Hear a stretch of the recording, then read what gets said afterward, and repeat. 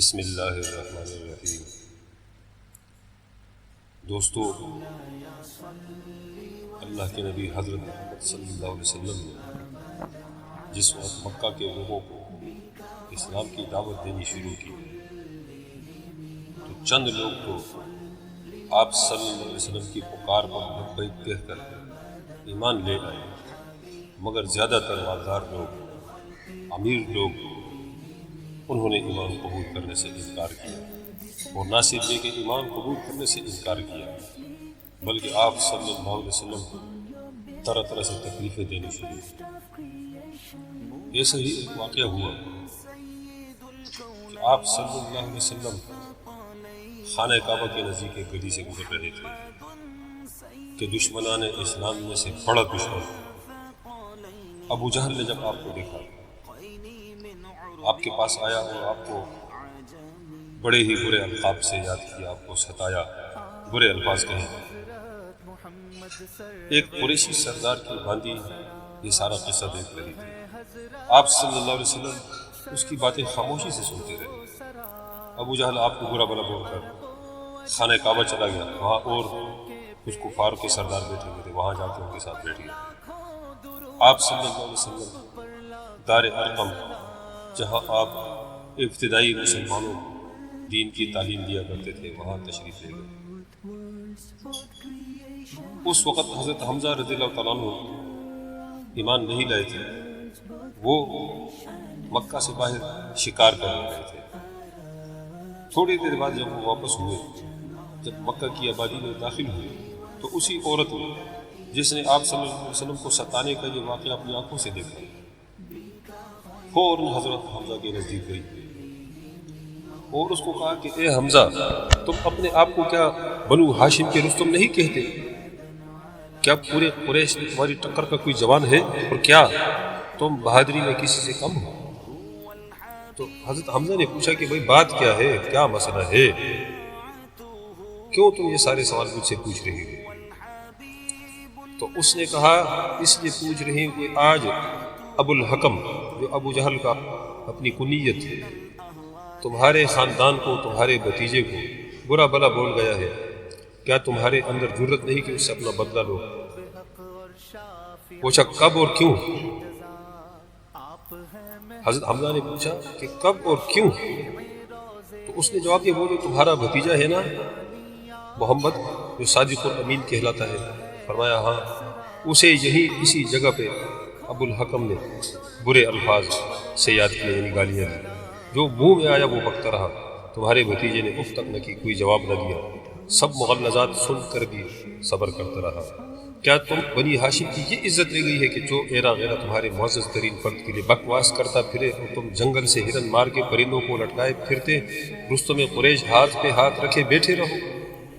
جو ہی اس عورت نے یہ بات کی، حضرت حمزہ کا خون جو ہے ابل پڑا، جوش کے مارے چہرہ سرخ ہو گیا، اور اب ان کا چہرہ حمزہ کا چہرہ نہیں، کسی شیر کا چہرہ نظر آ رہا تھا۔ سر سے پاؤں تک جسم جیسے کسی بجلی کے کوندے سے لرز اٹھا۔ انہوں نے گھوڑے کی لگام زور سے کھینچی، ایک طرف موڑی اور گھوڑے کی پسلی میں پاؤں مارنے سے پہلے بولا کہاں ہے وہ اس وقت ابو جہل؟ جواب ملا حرم کی طرف گیا ہے، وہیں بیٹھا ہوگا۔ گھوڑا حرم کی طرف بجلی کی رفتار سے مڑا، راستے کے پتھروں سے گھوڑے کے سموں سے چنگاریاں نکلی۔ پلک جھپکنے میں حمزہ صحن کعبہ میں موجود تھے۔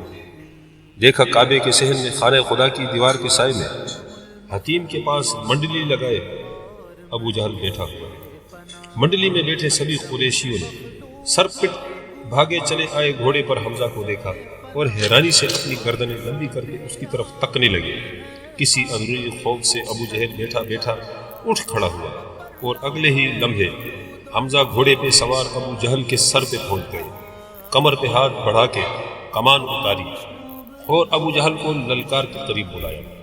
ابو جہل ڈگمگاتے قدموں سے ہونق چہرہ لیے حمزہ کی طرف آیا تو حمزہ نے بائیں ہاتھ سے بھاگتے گھوڑے کی لگامیں کھینچی، گھوڑے نے اگلے دونوں ٹانگیں اوپر اٹھائی اور حمزہ نے دائیں ہاتھ میں پکڑی کمان پورے زور سے گھما کے ابو جہل کے سر پہ دے دی۔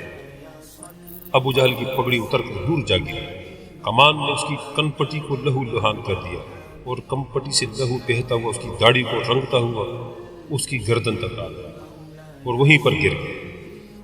حضرت حمزہ اچھل کے گھوڑے سے اترے اور بولے کہ تیری یہ مجال تو میرے بھتیجے صادق اور امین کو گالیاں دیتا ہے، میں تیری گردن اڑا دوں۔ سیدنا حمزہ نے کمان کندھے پہ ڈالی اور سینے پہ حمائل نیام میں سے تلوار کے دستے پہ ہاتھ رکھ دیا۔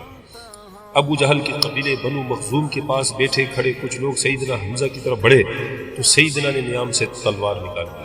سب اپنی اپنی جگہ پہ رک گئے۔ ان کی قدموں میں گرا بکھری پگڑی اور خون میں لت پت داڑھی والا ابو جہل لیٹے لیٹے ہاتھ ملا کے بولا، ابو عمارہ سچا ہے، غلطی میری ہی تھی۔ ابو عمارہ حضرت حمزہ کی کنیت تھی۔ آج میں نے کچھ زیادہ ہی اوٹ پٹانگ باتیں کہہ دی تھی۔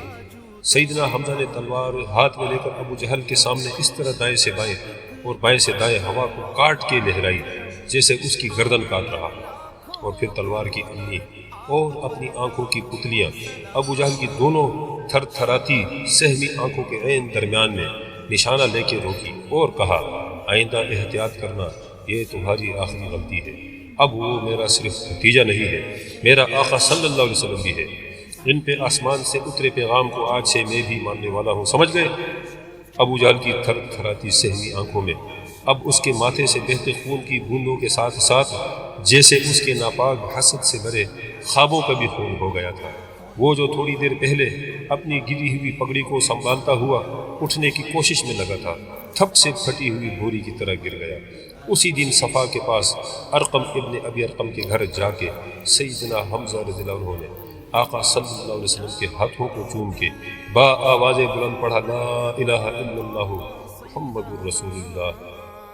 دوستو، یہ وہ پہلے عاشق رسول ہیں جنہوں نے گستاخ رسول کو سزا دی اور بھرے مجمع میں دی، سب کے سامنے ڈنکے کی چوٹ پہ دی، اور آئندہ بھی گستاخی کی صورت میں ایسی ہی سزا دینے کے عزم کا اظہار کیا۔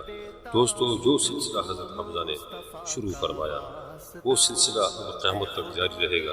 عاشقان رسول گستاخوں کو جہنم رسید کرتے رہیں گے، ان کے وجود کو لہو لہان کرتے رہیں گے۔ اللہ تعالیٰ مجھے آپ سب کو سچا عاشق رسول بننے کی توفیق عطا فرمائے۔ السلام علیکم ورحمۃ اللہ وبرکاتہ۔